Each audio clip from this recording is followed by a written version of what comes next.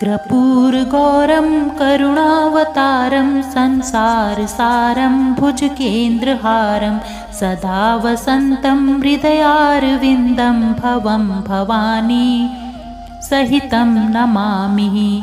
अर्थात जो कपूर जैसे गौर वर्ण वाले हैं, जो करुणा के अवतार हैं, जो सारे संसार के सार अर्थात सारे संसार को आश्रय प्रदान करने वाले हैं, जिन्होंने भुजंगों अर्थात सर्पों को अपने गले में हार बनाकर धारण किया है, वह भगवान शिव माता भवानी सहित मेरे हृदय में निवास करें। माता भवानी सहित भगवान शिव को मैं प्रणाम करती हूँ। जय भोलेनाथ। आज हम पौराणिक कथा के माध्यम से यह जानने का प्रयास करेंगे कि सावन के महीने में भगवान शिव की पूजा क्यों की जाती है और इसका क्या महत्व है। इस संदर्भ में पहला प्रसंग शिव महापुराण से आता है।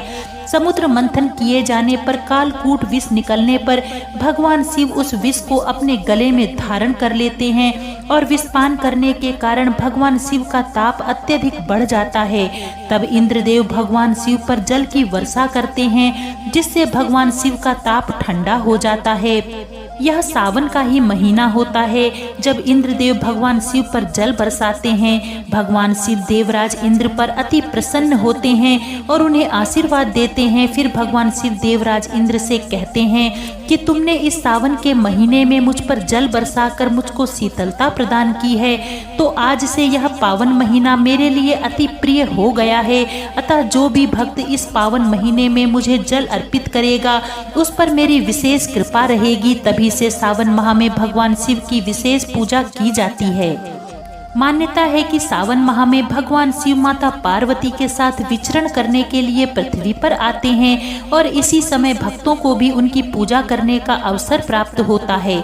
दूसरा प्रसंग भी शिव महापुराण से आता है कि जब माता सती के पिता प्रजापति दक्ष ने अपनी राजधानी कनखल में एक विराट यज्ञ का आयोजन किया, लेकिन उन्होंने अपने जमाता शिव और उनकी पत्नी सती को यज्ञ में शामिल होने का निमंत्रण नहीं दिया।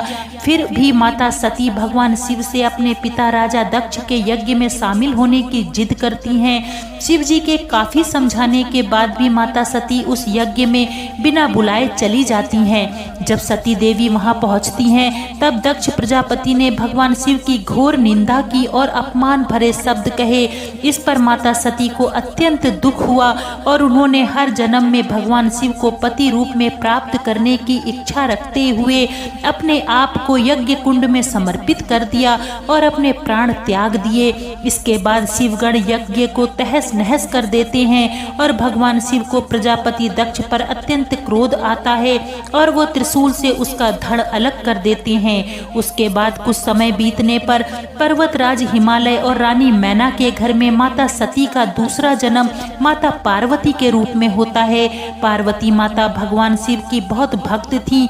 युवा होने पर भगवान शिव को अपने पति रूप में पाने के लिए घोर तपस्या की।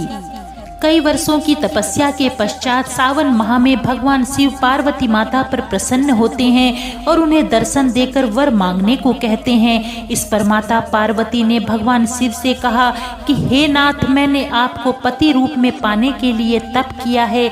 यदि आप मुझ पर प्रसन्न हैं तो मुझे वरदान दें कि आप ही जन्म जन्मांतर मेरे पति रूप में रहें और मैं आपकी सेवा करूं।